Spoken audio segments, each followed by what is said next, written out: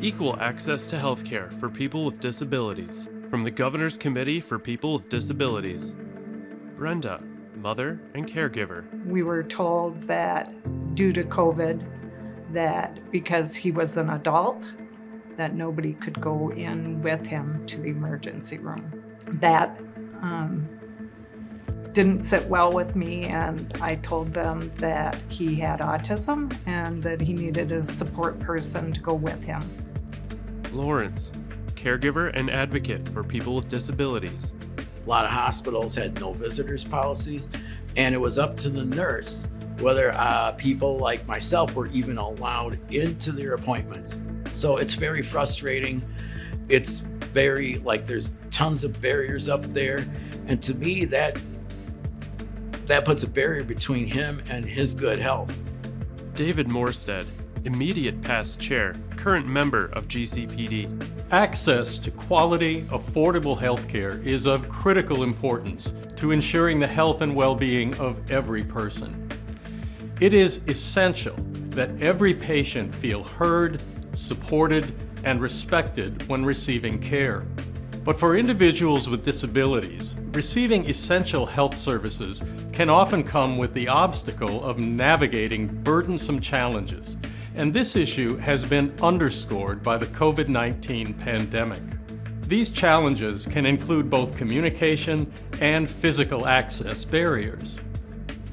According to a survey conducted by the Governor's Committee for People with Disabilities, individuals with disabilities face these barriers in a variety of healthcare settings, including hospitals, doctor's offices, dentists, emergency rooms, and mental health facilities across the state. Rhonda Staats, Vice Chair of GCPD and Statutory Council of Blindness Representative. The COVID-19 experience has certainly affected every one of us, but it hasn't affected all of us equally. Tom O'Connor, member of GCPD and Wisconsin Council for the Deaf and Hard of Hearing representative. The COVID-19 pandemic created modified policies and procedures in nearly every business. One such policy common in healthcare is the practice of not allowing a support person to accompany someone with a disability during medical appointments and treatment due to social distancing guidelines to help prevent the spread of COVID-19. While this practice was put into place to protect patients, their family members, and healthcare providers, in some cases it created significant challenges for people with disabilities to effectively access healthcare services. In a recent survey conducted by the Governor's Committee for People with Disabilities, nearly half of survey respondents reported that medical providers did not allow them to have a support person present during their appointment or treatment. In nearly a third of reported cases, the person with the disability either felt afraid to ask questions or didn't know what to ask. 1/3 of the survey respondents also reported that they simply didn't get the medical treatment they needed. That shouldn't happen. In a medical appointment, good communication is critical.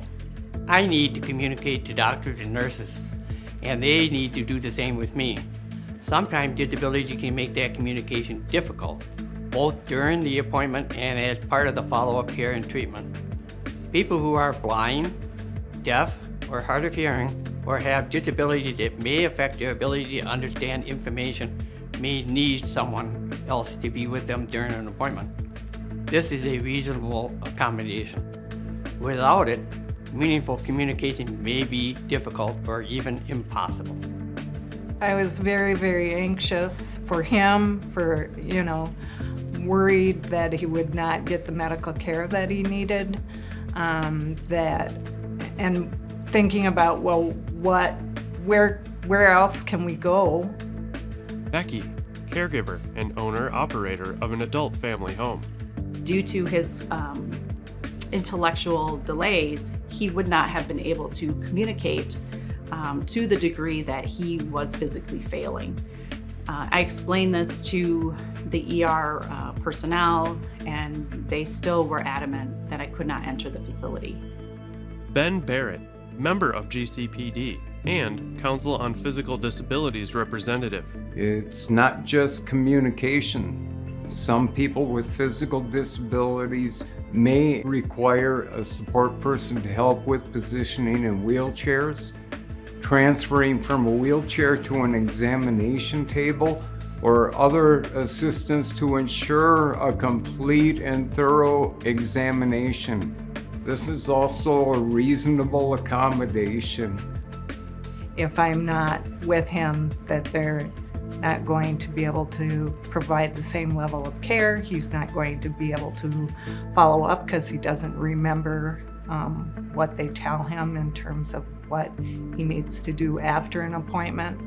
By and large, it's been very harsh. While we understand the general needs, we expect reasonable accommodations. I can be a lot better of assistance both to Mark and to physicians if I'm there. The term reasonable accommodation is found in the Americans with Disabilities Act, which has been in place for over 3 decades. In plain language, it means that some policies in effect for employers, schools, public services, and healthcare providers may need to be modified in a reasonable way to support the needs of people with disabilities. If you are a person with a disability or a family member or an advocate and you feel you are being denied appropriate access to healthcare, there are steps you can take. The first step is to talk to your provider and explain why it is important to have a support person.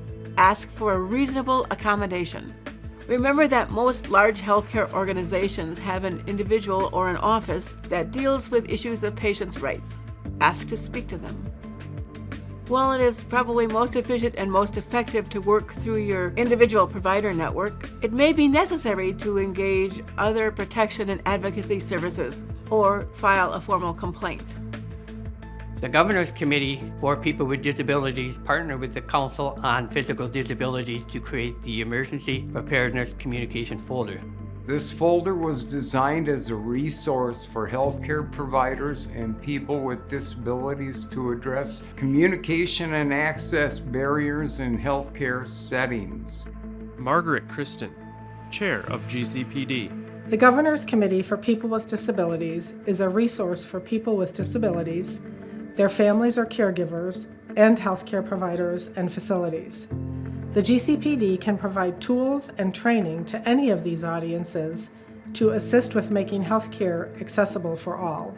For people with disabilities and their caregivers, we have tools in the Emergency Preparedness Communications folder on how to request a reasonable accommodation in healthcare settings, communication tools if there are barriers to effective communication, and how to file a complaint if your reasonable accommodation is denied.